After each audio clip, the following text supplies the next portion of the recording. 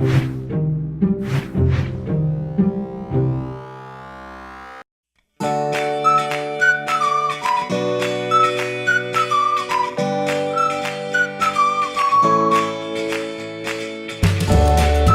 l'expérience utilisateur est stratégique puisqu'elle va permettre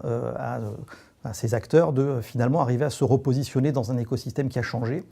un écosystème où finalement les banques étaient positionnées sur un métier installé, connu, maîtrisé, et où des nouveaux acteurs extrêmement agiles avec des offres beaucoup plus resserrées bousculent un petit peu le jeu. Donc finalement, on se rend compte que la stratégie finalement de ces deux acteurs va être centrée sur l'expérience utilisateur. L'expérience utilisateur, voulant dire pour les uns, arriver à percer sur un marché où des acteurs sont déjà positionnés, en étant un nouvel entrant, en proposant des offres extrêmement resserrées et qui sont extrêmement pertinentes et désirables à travers les interfaces qu'elles proposent pour les utilisateurs.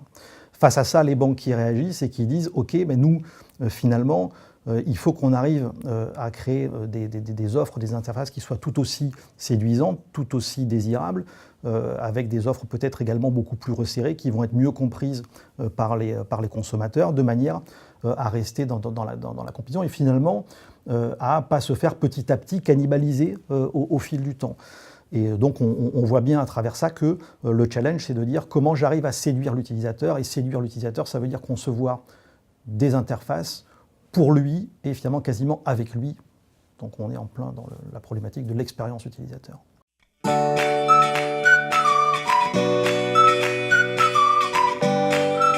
L'UX design, finalement, on se rend compte que ça va changer la manière de concevoir les interfaces dans les entreprises. C'est-à-dire que le point va être de faire rentrer l'utilisateur dans la conception du service.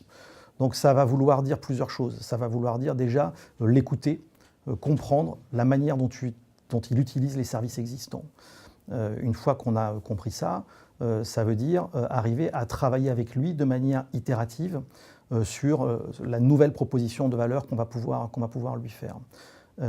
Et puis ça veut dire également, à partir du moment où on aura construit cette proposition de valeur, qu'on va devoir itérer avec lui dans des processus d'amélioration continue, qu'on appelle le fail fast ou succeed sooner, de manière à arriver non pas à quelque chose dont la marque est forcément entièrement satisfaite, bien sûr il faut que ce le soit, mais surtout ce qu'on va chercher à valider, c'est que l'utilisateur, lui, est pleinement satisfait.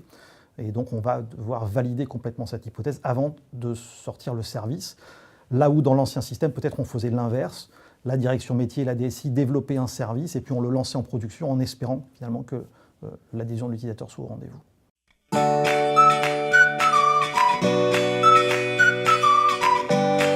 Alors UX République, c'est 45 collaborateurs aujourd'hui qui sont spécialisés donc sur l'UX design et qui sont spécialisés sur 3 compétences qui répondent finalement aux 3 designs du mot design tel qu'on l'entend aujourd'hui, c'est-à-dire le design de l'interface, le comment ça marche, le parcours client, le design visuel, émotionnel, c'est-à-dire est-ce que c'est beau, est-ce que ça donne envie d'y retourner, est-ce que ça donne envie de le prescrire, et puis le motion design, c'est-à-dire tous les effets de transition, d'animation qui vont être ajoutés par le développeur, le petit plus dans une interface Android qui arrive au bon moment, qui donne du sens à l'interface.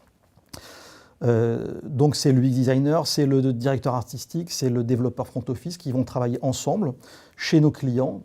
dans des équipes pluridisciplinaires à 4 mains avec la direction de métier de nos clients et l'utilisateur final de manière à concevoir un service